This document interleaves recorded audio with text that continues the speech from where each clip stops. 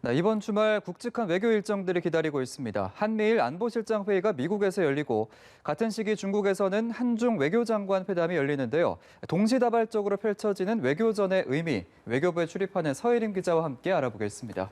어서 오십시오. 자, 일단 한미일 안보실장 회의 일정부터 좀 짚어볼까 하는데요. 서훈 국가안보실장이 이미 미국에 도착을 해서 회의를 준비하고 있죠. 네, 그렇습니다. 서 실장은 뉴욕 존 F 케네디 공항으로 입국했는데요. 회의는 현지 시간으로 2일 메릴랜드주 아나폴리스의 해군 사관학교에서 열릴 예정입니다. 예. 그 전에 서 실장은 북미 뉴욕 채널 등을 점검하며 회의를 준비하게 될 텐데요. 앞서 미 측은 최근 이 뉴욕 채널, 즉 주 UN 대표부 채널 등을 통해 북측의 대화를 제안하기도 했었죠. 예. 서 실장은 한미일 회의와 별도로 한일 양자회의를 열고 대북 정책 등 현안을 협의할 예정입니다. 예. 그러니까 이 한미일 안보실장 회의가 열리는 그 동시간대에 중국에서는 한중 외교장관 회담이 열리는 건데요. 정의용 외교부 장관은 아직 출국을 안 한 거죠? 네, 정 장관의 경우 내일 출국합니다. 회의는 우리 시간으로 3일 중국 푸젠성 샤먼에서 열리는데요. 정 장관이 취임 후에 첫 국외 출장으로 중국을 택한 셈입니다. 이번 회담은 왕이 중국 외교부장의 초청으로 성사된 것인데 여기에서 역시 북한 문제 등 한반도 현안 등이 다뤄질 예정입니다. 예, 그러니까 정리를 해보면 국내 이 외교 안보를 담당하는 고위급 인사 2명이 역할을 분담해서 미국과 중국으로 가게 된 건데 이렇게 지금 시기에 정부가 이렇게 분주하게 움직이는 이유는 뭐라고 봐야 될까요? 무엇보다 한반도 평화 프로세스의 해법을 모색하기 위한 측면이 큽니다. 우선 미국의 경우 바이든 행정부 출범 이후에 진행해온 대북 정책 리뷰가 마지막 단계에 와 있는데요. 예. 이번 한미일 안보실장 회의에서 미 측이 수립한 대북 정책에 대한 최종 조율이 이루어질 것이라는 관측이 많습니다. 따라서 서훈 실장의 대미 과제는 이 협의 과정에서 미국과 일본을 상대로 정부의 입장과 구상을 최대한 설득하는 것이 되겠죠. 예. 그러면 이 정의용 장관의 중국 방문도 역시 같은 차원의 목적이라고 보면 되겠습니까? 네, 같은 맥락에서 분석할 수 있습니다. 특히 최근 북한은 유엔 안보리 결의에 위반되는 탄도미사일을 발사하고 대미 비난 담화를 잇따라내면서 거친 태도를 보였는데요. 예. 미 측의 대북 정책이 첫 발을 떼기도 전에 북한이 추가 도발을 해서 한반도 정세가 악화하는 것이 현재 정부가 가장 경계하는 시나리오입니다. 따라서 정 장관의 이번 방중 메시지에도 이와 관련한 요청이 포함될 것으로 보입니다. 즉 한반도 정세를 안정적으로 유지하기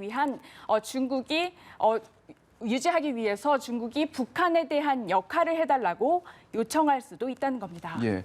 그러니까 참 중요한 국면에 있는 외교전이라는 건데 일단 우리 정부의 입장은 그렇고 미국과 중국의 셈법은 어떤지도 궁금한데요. 일단 미국 같은 경우에는 한미일 삼각공조를 위해서 안보실장 회의를 주도하고 있고 같은 시간대에 중국에서 이제 외교장관 회담을 요청한 거 아니겠습니까? 어떻게 봐야겠습니까? 네, 사실 이번 외교 이벤트를 관통하는 키워드는 심화하는 미중 경쟁이라고 볼 수 있습니다. 예. 앞서 지난달 19일 알래스카에서 열린 미중 고위급 회담에서 두 나라 간 갈등의 골이 얼마나 깊은지 확인이 됐는데요.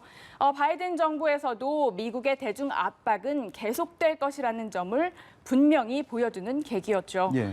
실제 미국은 대중 견제 전략의 일환으로 한미일 관계를 밀착시키는 데 집중하고 있습니다. 미국 국무국방장관이 첫 해외 일정으로 한국과 일본을 찾은 데 이어서 이번 주 3국 안보실장 회의를 여는 것도 같은 포석이죠. 한중 외교장관 회담은 중국의 입장으로선 미국의 전략을 견제하기 위한 것이라고 볼 수 있습니다. 특히 이번 회담 장소를 두고 많은 해석이 나왔는데요. 예.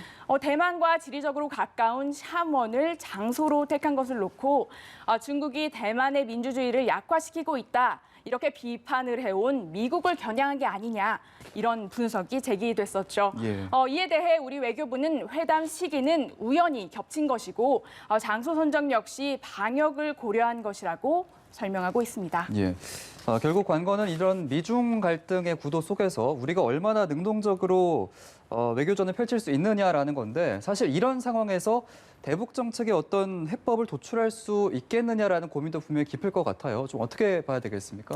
네, 일단 정부는 미국과 중국이 갈등 국면이라도 상호 이익이 일치하는 분야가 있다고 설명하고 있습니다. 예. 특히 정부의 핵심 과제인 한반도 평화는 미국과 중국도 원하는 목표이기 때문에 상호 입장을 잘 조율하면 협력이 가능하다고 보는 겁니다. 이 대응 경쟁 구도도 있습니다만 협력의 공간도 굉장히 많다고 봅니다. 한반도 평화 문제가 그렇고요. 우리가 이러한 분야에서 미중 간의 협력을 촉진시키는 그래서 양국 관계가 건설적 방로 발전할 수 있도록 역할을 할 수 있으면 그렇게 적극 노력해 나가겠습니다. 거듭 다만 전문가들 사이에서는 이 작업이 그리 녹록지는 않을 것이라는 그런 전망도 나옵니다. 미중 갈등이 심화할수록 중국은 미국이 바라는 북한 비핵화에 대해 비협조적으로 나올 가능성이 있고 북한 또한 중국을 업고 미치게 더 도발적으로 행동할 수 있다는 분석이 나오는 겁니다. 이번 주 미국과 중국에서 펼쳐지는 외교전 결과에 시선이 쏠리는 이유가 바로 여기에 있습니다. 예, 알겠습니다. 한반도를 둘러싼 외교 정세 오늘 자세하게 서혜린 기자와 함께 짚어봤습니다. 수고하셨습니다.